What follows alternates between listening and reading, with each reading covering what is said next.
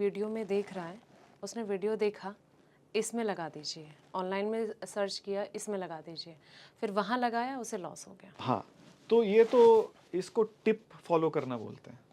तो मैं तो ये कह रहा हूँ कि सबसे पहले आप अपना रिसर्च करो, आप देखो आपकी लाइफ में कौन सी कंपनीज और के गुड्स और सर्विसेज आप कंज्यूम कर रहे हैं, right.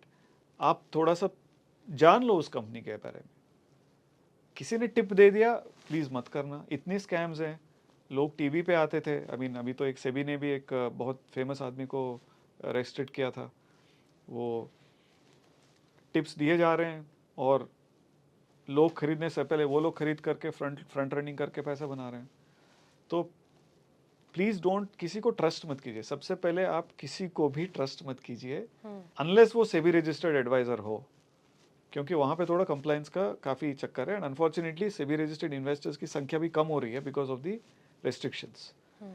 But as a SEBI registered person मैं ये कह रहा हूँ कि आप किसी को भी ट्रस्ट मत कीजिए ब्लाइंडली। किसी ने डाल दिया, आप मत डालिए। आपके नेबर ने किसी स्टॉक में डाल दिया, आप मत डालिए।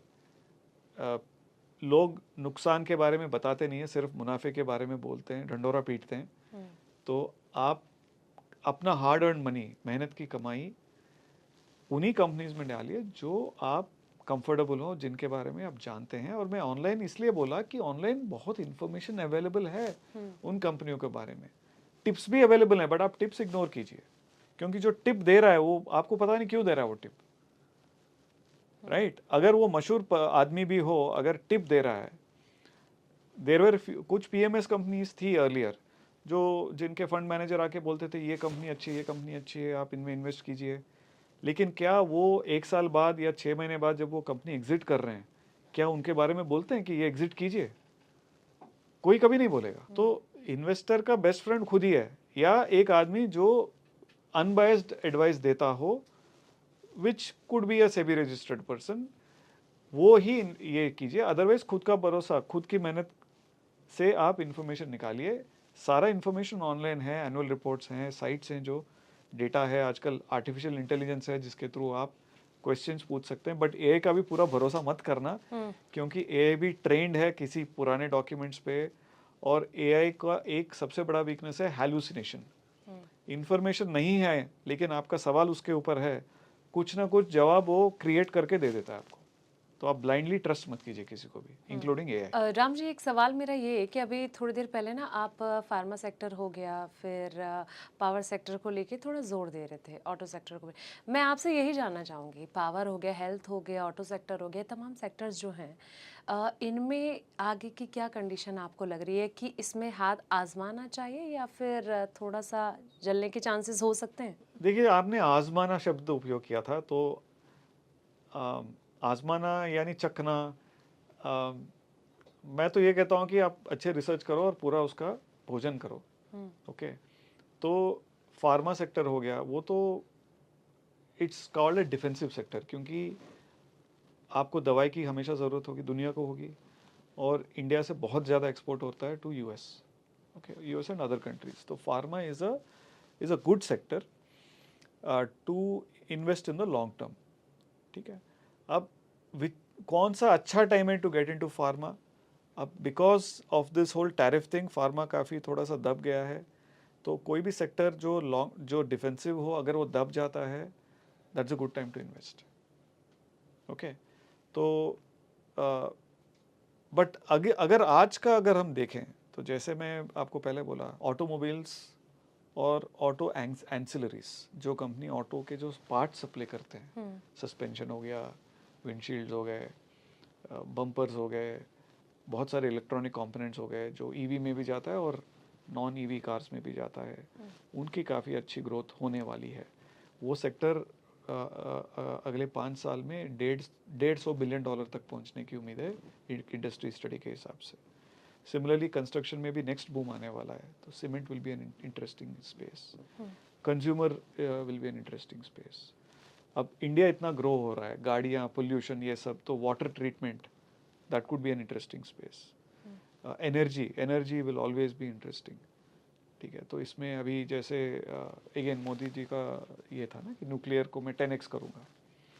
तो न्यूक्लियर के साथ बाकी भी होगा। अगर आप देखेंगे जितना एडिशनल पावर इंडिया ने पिछले 1 साल में ऐड किया है वो अमेरिका ने जितना ऐड किया उससे ज़्यादा है अभी। मतलब इंडिया का जो रन रेट है वो अमेरिका से ऊपर जा रहा है पावर एडिशन में। चाइना काफ़ी आगे बढ़ गया, बट लेकिन हमको चाइना भी दिख रहा है। चाइना में क्योंकि उनका गवर्नमेंट अलग सिस्टम है और डेटा अलग तरीके से प्रकट होता है, तो बहुत तेज़ी से ग्रोथ दिखा है। But power is a long term sector which you can invest in. तो इन्वेस्टर को डेफिनेटली एक डाइवर्सिफाइड पोर्टफोलियो बनानी चाहिए जिसमें ये सारे सेक्टर्स हो, अक्रॉस मार्केट कैप्स हो, which are meeting all the quality criteria. That is a recipe for success to make money in the market. Ram ji, मैं एक सवाल ये पूछना चाहूँगी, अगर मैं एफआईआईएस की बात करूँ, देखिए जब भी मार्केट जब डिप होता है तो बड़ा झटका ये कहीं ना कहीं इंडियन शेयर मार्केट को लगता है कि एफआईआईएस जो हैं वो निकलने शुरू हो जाते हैं, और जब हरियाली होती है तब वो आना शुरू हो जाते हैं। लेकिन अभी कंडीशन थोड़ी अलग हो रही है, यहाँ पे भी फ्लक्चुएशन हम देख रहे हैं। तो डीआईआईएस कहीं ना कहीं साथ देते हैं। देखिए कहीं पे दुख है तो कहीं पे साथ देने के लिए भी कोई ना कोई खड़ा है।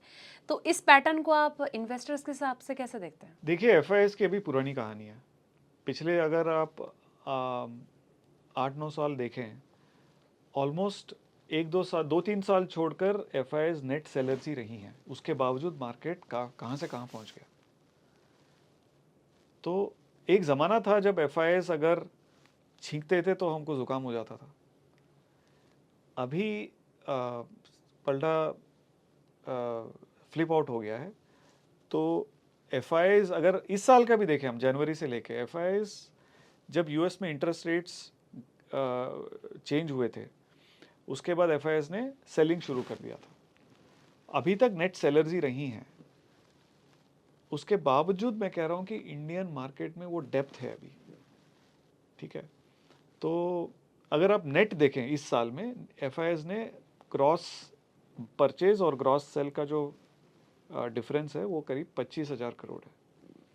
लेकिन हमारे डीआईएस ने इसी दौरान करीब 60,000 करोड़ ऐड किया। और DIIs is not just mutual funds but insurance companies, pension funds, इनके पास भी बहुत पैसा आ रहा है। इंश्योरेंस भी एक हाई ग्रोथ सेक्टर है इंडिया में। उनके पास जो पैसा है तो वो भी इन्वेस्ट करते हैं, राइट?